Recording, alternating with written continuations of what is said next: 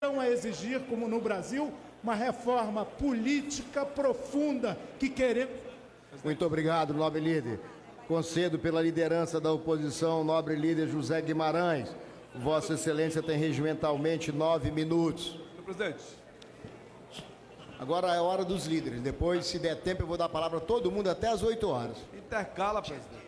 Senhor presidente, senhoras e senhores parlamentares, eu quero, nesse momento, presidente, falar para esta casa e para aqueles que estão nos acompanhando nesse momento pelas redes sociais, pela TV Câmara, de 3 fatos que marcam o início dessa semana na política brasileira. E eles incidem diretamente na disputa das próximas eleições. Eu penso que é obrigação nossa debater com a maior transparência possível as nossas posições políticas e identificar qual é o sentimento do brasileiro e da brasileira, qual é a percepção política que se verifica nesse momento de grave crise política, institucional e econômica que o Brasil vive. Qual é o primeiro fato que impactou o final de semana? O PT, com os movimentos sociais e aliados, lançou em Belo Horizonte a candidatura do Lula, num evento que marcou profundamente a retomada e a centralidade política da disputa e aquilo que o PT entende e deva fazer para viabilizar a candidatura de Luiz Inácio Lula da Silva. Todo mundo começa a dizer que o Lula não está inelegível e as chances de registro de sua candidatura, as chances são reais e o Brasil inteiro começa a perceber isso, deputado Zé Rocha, líder do PR. Nós fizemos um lançamento lá em Minas Gerais, em Contagem, que expressa bem a vontade da militância, dos progressistas, do campo de esquerda, para lançar e insistir na tese da candidatura do presidente Lula. O segundo fato, já eu misturo os 3 fatos, o segundo fato foi a pesquisa do Datafolha, que é preciso que o Brasil olhe para essa pesquisa e analise os seus dados e a percepção do eleitor com relação à disputa presidencial. E me permitam, Vossas Excelências, e aos brasileiros e brasileiras que estão nos ouvindo, fazer as seguintes considerações sobre essa pesquisa.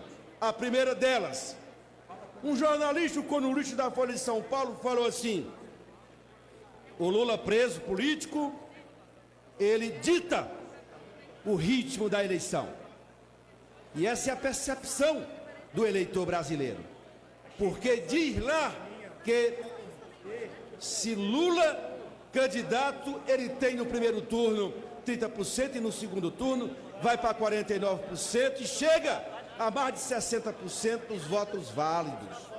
Isso não é uma questão menor. Qual é a dedução que se faz disso, meus companheiros e companheiras do Parlamento brasileiro?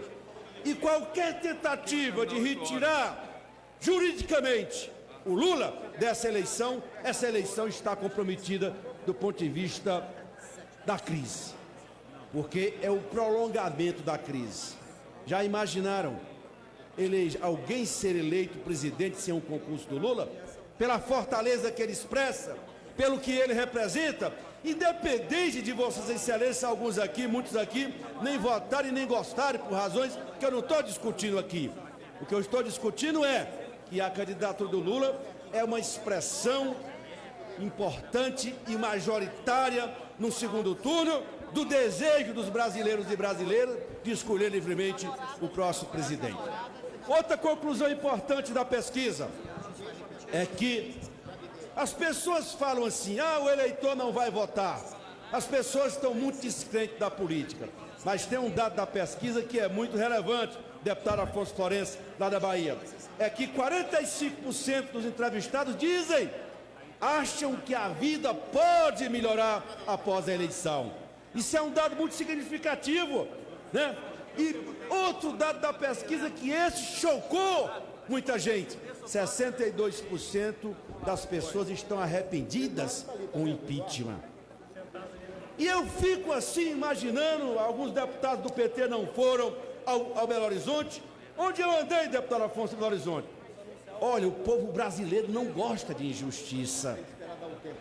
Eu aprendi uma coisa com minha mãe: aqui se faz, aqui se paga. Isso vale para a política, vale para o modo de vida e vale também para a maneira de ser. A Dilma hoje está sendo vista em Belo Horizonte, deputado Afonso. Eu andei em vários lugares de Belo Horizonte como a candidata tipo Oconcó ao Senado em Minas Gerais. Talvez esteja o eleitor mineiro dizendo: vamos corrigir essa injustiça que foi feita num momento do afastamento da presidenta Dilma. É outro dado muito relevante que aparece na pesquisa.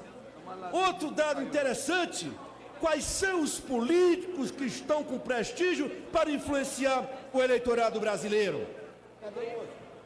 É quase que unanimidade. O primeiro, o homem que está privado de sua liberdade, influenciar a maioria do eleitorado brasileiro.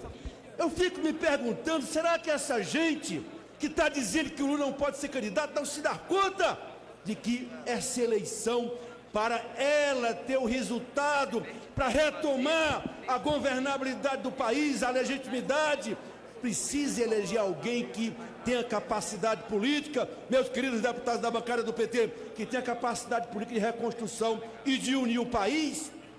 Às vezes eu escuto alguns candidatos falando: tem que ser alguém que une o país, mas para unir o país tem que ter povo, tem que ter apoio, tem que ter legitimidade. Não tem outro, deputado Júlio César do Piauí. Aliás, no Piauí, o Lula lá está disparado também no Piauí. Ou seja, para ganhar a eleição, governar e restaurar a normalidade democrática, tem que ter legitimidade e tem que ter, sobretudo, apoio do povo.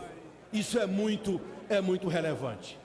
Mesmo quando se pergunta na pesquisa que em caso do Lula não sendo candidato, aí é que vem outro resultado positivo: 47% diz que pode votar no candidato que ele indicar.